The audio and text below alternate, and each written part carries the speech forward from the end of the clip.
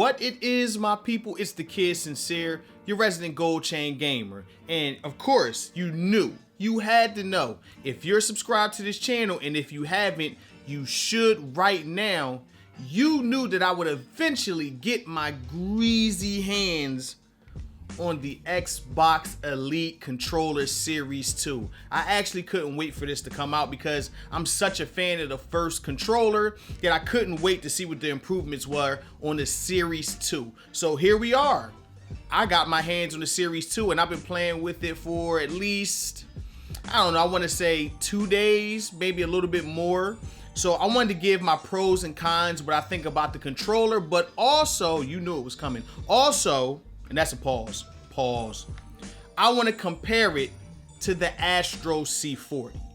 Yeah, now I know you're probably thinking, Sin, we know which one is better, but we're still going to compare and contrast, but I'm going to do that a little bit later in the video. What I'm going to do right now is tell you the pros and cons of the Xbox Elite Series 2. Now I'm going to tell you off bat, not many cons, because I pretty much like everything this controller has to offer. Now, compared to the first Elite controller, yes, this is a superior improvement in every department, and we're gonna get into that. First off, one of the biggest complaints people had about the first Xbox Elite controller was the rubberized grips. The grips, the rubber on the side of the controller, well, on that controller, the back of the controller, they would eventually peel off over time. Now, I must say, they didn't peel off on mine, so that's something that didn't happen to me, but I heard this from a lot of people, and safe to say, you don't have to have that problem with the Xbox Elite Controller Series 2 because I don't think these grips are like glued on or stuck onto. I think they're actually built into the shell of the controller, so you won't have that problem anymore, and they feel really good. They feel rubberized, but they also can feel a little plastic at times. I think the one on the back, I think they're part of the shell of the controller. So the grips falling off don't seem like that'd be a big issue with the Xbox Elite Series 2. Another huge improvement over the first Elite is the inclusion of an internal battery. You don't need to put D batteries, A batteries, any batteries, no batteries inside of your controller because there's one built in already. And for what I've played, and I didn't charge it, I charged it one time when I first got it, and I played, I had to say I played for about maybe 10 hours straight without needing to charge. I couldn't tell exactly what the battery was on the controller because there's no onboard indicator of how much battery you have left, but from what I've experienced, seems like the life is pretty long in the internal battery in the Xbox Elite Series 2. Another improvement for my shooting fans are the inclusion of 3-level trigger stops. Now you got your, just willy-nilly how it usually is. Then you can get a little bit, and this is how the last Elite was, and this is how most controllers, this is where it stops for most controllers, but then you can get extreme and bam, turn it into almost a mouse click.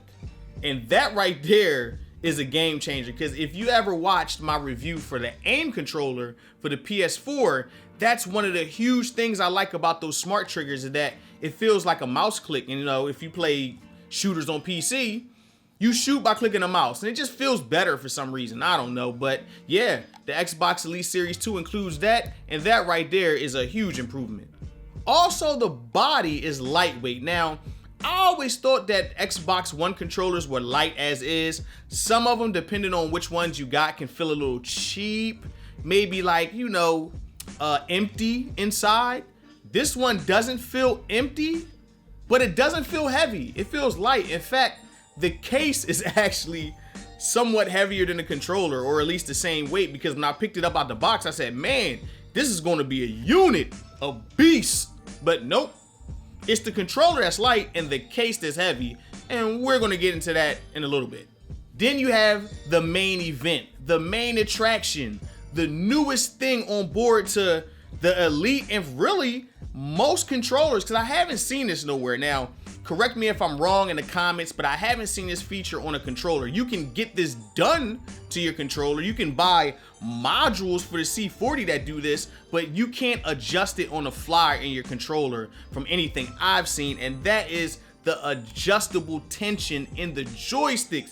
This is a game changer. Now, tension in joysticks, depending on how heavy your hands is, the movement of the joystick varies. So if you can have a tight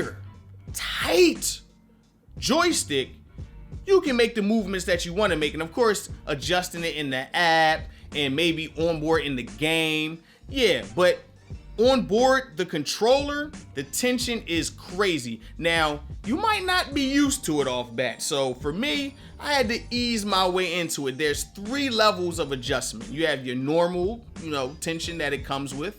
And then you have the tension that's like a step above that, and that's what I wound up using.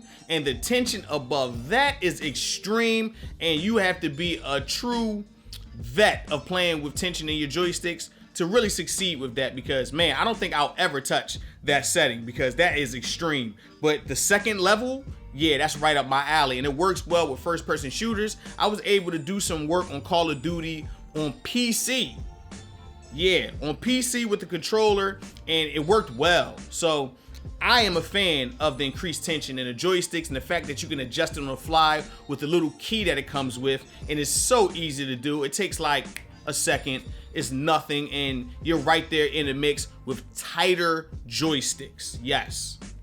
Pause. And then there's the case. Now it's funny because all of these controllers come with cases, and I never thought of this or even cared for it. I usually just take the case, throw it up on the shelf for show, and then that's it. This case comes with a charger attached to it, so you can just plug the charger to the back of it, plug it into the wall, to your PC, whatever, and have it charge while it's sitting in the case. That is dope. That is probably one of the dopest uses I've seen for a case ever. So this is the best case of all time. I don't know about it being the best controller, but this is definitely the best case. And the accessories that it come with, the sticks on it, I have these sticks on there now, but I'm gonna show you. They usually come with domed caps. It has one dome cap, just one dome cap. That was a good catch. And it usually has 2. This time, instead of a dome cap, it comes with a medium size, I'm gonna call this like the Xbox 360 cap, which I love. So they must have took some feedback from people saying that we really like the Xbox 360 joystick top, so we're gonna put that and include it with the Xbox Elite Series 2. And I must say, it is a hell of an improvement, even over dome caps, which I'm a fan of, as you can see on my Astro C40. I like the dome caps over the rubberized texture around the caps that's usually on the Xbox One controllers. Even that weird dome that the PS4 controllers have, I don't like those either. I think this is better than all of them. I wish this was on every controller. It's not. So the Xbox Elite Series 2 gets a extra plus from me just for having these caps. Now let's get into some cons, because you knew it couldn't be a controller where I liked everything about it, right? Well, I damn near like everything about the Xbox Elite Series 2, except for a few things. One of them being the Bluetooth. Now, I don't know if this is a result of what happened on my setup. I don't think so. I just think that Bluetooth in general on controllers, wireless controllers, just isn't sustainable if you want to play competitively or get the best response time possible. And it feels like with this controller, the response time is a little slower wireless. I wasn't getting the same speed that I was getting from maybe an OG Xbox One controller or even the original Xbox One Elite. This felt a little slower. I don't know if this is a firmware issue. I don't know. I have no idea, but from what I played, I much rather play, and this is anytime anyway, but I much rather play it wired than wireless. But I felt a lot of lag wireless. So I don't know what's up with the Bluetooth, but I didn't like that. Then, of course, the elephant in the room, the price. The price, it's $180. It's cheaper than the Astro C40. It's better than the Astro C40, but still, it's $180. And you know, that's a hefty price to have for a controller.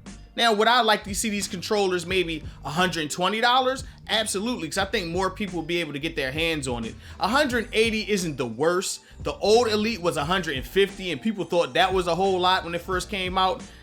They ain't got their hands on this $200 monster. So $180 isn't bad for what it offers. And I mean, to me, it feels like a premium controller. Like more premium than any other controller I've touched. From the charging case, once you open the box, you know you're about to get a beast. The case, the charging of the case, the controller, the grips, everything just feels quality. The triggers, nothing feels like it was skimped on this controller. So $180 asking price. I can't argue with you, but that's not what I would see as feasible for a consumer. $120 seems about right. Now you got new consoles coming out in 2020. I hope this controller works with them. Right now I'm playing it on PC and I'm playing it on Xbox, and it is wonderful on both. I've played everything. I'm talking about Madden 2020, the Outer Worlds. I got a lot of Outer Worlds in with this controller with the Xbox Elite Series 2. I also played Red Dead Redemption 2. That came out yesterday. I don't know when you were watching it, but when I'm filming it, it came out yesterday. So I got a chance to play a lot of games. I want to say I played Gears 5 also. So I played a bunch of games with the Xbox Elite Series 2. So I wanted to compare it to my time spent with the Astro C40. Now from the comments from this controller's review, people aren't too happy with Astro and the C40. So I just wanted to do a little comparison between the two, because I'm gonna just tell you now, and I hope you don't skip past what I got to say, but yes, the Xbox Elite Series 2 is a better controller. I'm just gonna tell you why. First off, the body. Now, I complained about this controller being too big. People made fun of the size of my hands. Well, this controller isn't too big. It's just right. It has the grips in the right place on the front of the controller and the back of the controller, and it's light. It feels good in the hands. Pause. I love it. I simply love the way this controller feels, the rubberized texture, which the Astro C40 also has, but the grips are just on the back. This is a good feeling controller. The Astro C40 does feel good in the hands as far as the body, but it's a little bit on the wide side. You got Big Mama's house going on here, but it doesn't feel bad at all. So, you know, I'm gonna give that to the Xbox Elite Series 2 because it just feels perfect. And then you have usability, and what I mean by that is the way your hand forms onto the controller, the way you're able to reach buttons, all of those things. Even the wireless aspect of it, because the Astro C40 uses a dongle. A dongle. No, that's whack. A dongle? Xbox Elite, it's just Bluetooth. So I'm giving usability to the Xbox Elite Series 2. Now, features. And this is somewhere where the Astro C40 does kind of, you know, it does its thing. You have the swappable modules, which I think is a plus if you're going from PC to PS4. Now, if you're doing that and you want to switch your modules around, this is the controller, but it's missing 2 paddles on the back. There's only 2. Xbox Elite has 4 that are removable and magnetic, so it's dope. I'm gonna still have to give that to the Xbox Series 2 because of the increased tension in the joysticks. The 3 profiles, you can save 3 different profiles on this one controller. You can only do 2 on the Astro C40. It doesn't need a dongle. Yeah, it's just a better controller. I don't know why I even compared the 2 because I pretty much know you guys knew what controller was better. It is absolutely the Xbox Elite controller Series 2. It wins by a large margin. Now, outside of the price, and that's for all of these controllers, you don't need an elite premium controller to be good at a game. It's more about your preference. If you want to blow some cheese and get the best controller you can buy, it's absolutely today the Xbox Elite Series 2. So this is what I'm going to be running with on PC and on Xbox. I'm going to keep the C40 around and use it a little bit more. Hopefully this module situation gets cleared up. But as of now, Xbox Elite stomping the Astro C40. In fact, it's stomping all of its competition, even Scuff. Oh man, did you see what Scuff just put out as far as that new revised Vantage, which is the same controller?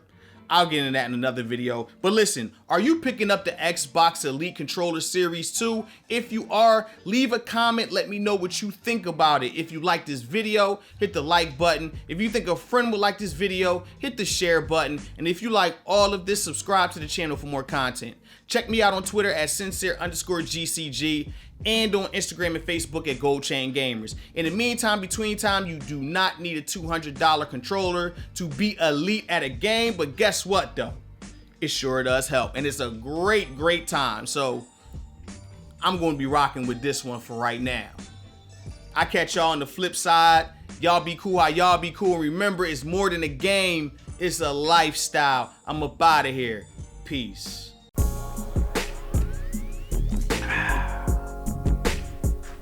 Wait, you still here?